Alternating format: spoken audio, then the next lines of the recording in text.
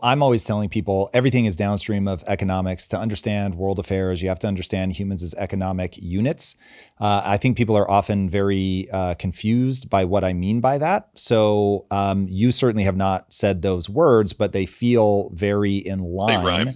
with if demographics is largely a trading problem.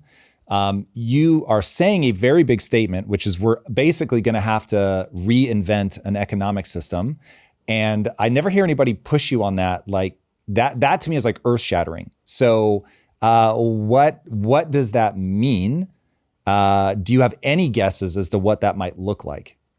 Uh, I have one guess, and I will not put any money on it. But the backdrop: capitalism, communism, European style socialism, totalitarianism, fascist corporatism. Those are the four big models of the last 500 years. All of them are predicated on a balance between supply and demand and labor and capital.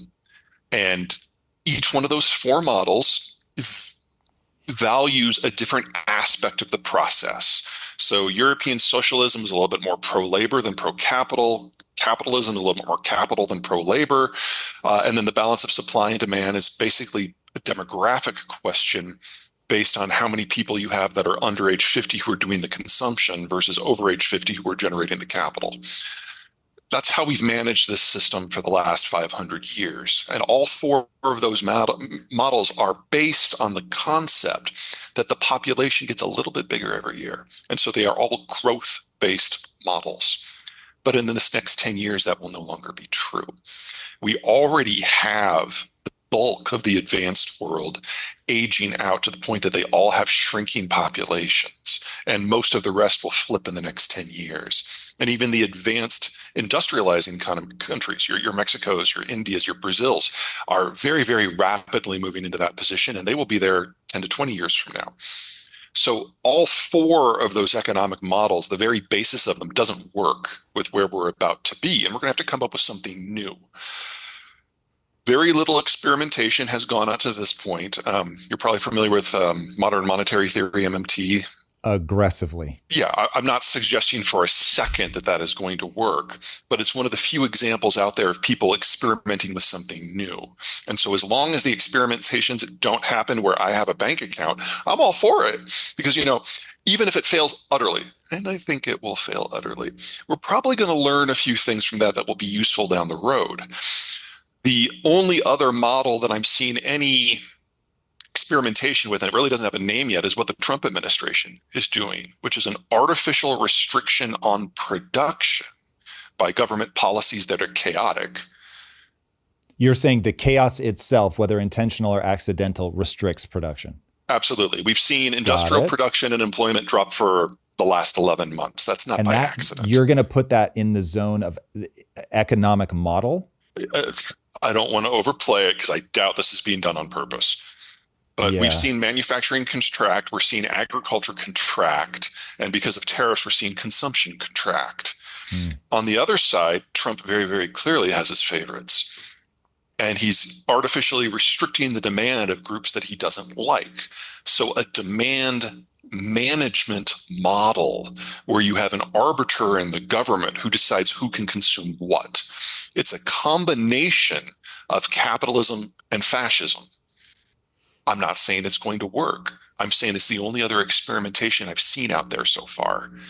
Wow. Okay. Looking at that as an economic model is utterly fascinating, Peter. I've never heard anybody else say that, and I've certainly never thought of it myself. It's horrific. Very let's be clear, but it's an experimentation. Yeah, but look, you gave me the chills. Looking at it as a natural test of a new economic model, one that neither of us, it sounds like, would support or want, but the fact that it's happening means that we can look at it through a new lens. Okay, so and it matches what's happening with demographics, which I find even more problematic.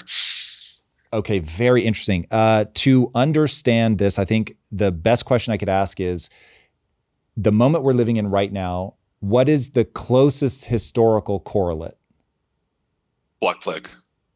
That was the only other time in history where the population declined. Okay.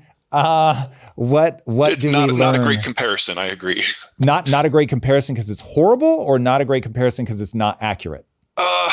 Well, you're talking about not just a pre-industrial society, you're talking a pre-deep water navigation society. So it really was a very, very, very different economic structure by every way that you can imagine it. But it's the only example where not just the population was declining, but the bulk of the population decline happened in relatively young people. Mm. And so it roughly, very roughly, mirrors where we are now, where we're running out of people under age 50. Okay, so Um, knowing that we can't just map it one for one, what can we learn from that that might give us some directional information?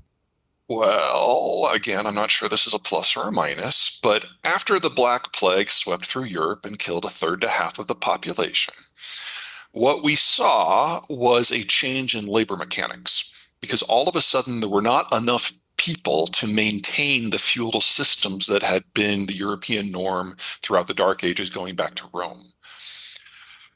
What that meant is for the first time in human history, skilled labor had an economic incentive to expand. It used to be you had lots of masses of unskilled labor who lived on the farm, who paid the rents, who were controlled by the feudal lords. And then you had a thin sliver of skilled labor in the cities. All of a sudden, that group off in the countryside collapsed, and there was a need to increase productivity in every possible way. So, for the first time, we saw institutions form with the specific intent of expanding the skilled labor pool. And even in places where that didn't happen, like, say, Northern Germany, you had a situation, it wasn't Germany at the time, Holy Roman Empire. You had a situation where just naturally the demand for goods and services required people being more productive than they had been before. So you had this alignment of institutions and economic and demographic factors that all encouraged everybody to be better at what they were doing. And the direct outcome of that was the Renaissance. Interesting. Okay, so it does feel like there's a slightly similar setup to what's happening right now, where we have demographic collapse in China, which is the most skilled manufacturer in the world. I We wouldn't say have skilled, but certainly the largest by output. interesting. So who's the most skilled? In terms of value added, you're going to have a constellation, Taiwan, Korea, Singapore, the United States, Germany, United Kingdom. Okay, so is there any protective mechanism from that being spread out? It's a skill issue. We, in the modern system, in the globalized systems, we all specialize because we can. And if we go back to a world where we're all generalists, you're going to have a significant drop in the technological capabilities of the planet and of the individual economies. So we all do different things. The Germans do fourth generation precision manufacturing, but have managed to do it at scale. The United States designs the systems. And then marries it to close support merging with technology, which with more traditional tech like you would think of when you think of Silicon Valley, so that everything has a services component as well. The Singaporeans, they're great at precision measurement, and then those tools are used in other systems. The Koreans, it's memory chips. We all are like Taiwan, Taiwan, Taiwan, TSMC, GPUs, all that, and that's true. But the Koreans are actually better. It's just a different kind of chip they focus on. Hmm. So we're all very good at very specific things. And we take components from one of these systems and merge it with manufacturing in the others to make the products that we use. That doesn't mean that China is irrelevant. It just means that China is much further down in terms of value added. They're very good at assembly, and they have scale to do a lot of things that other countries just can't pretend to do. But they don't actually add a lot of value to what they're doing.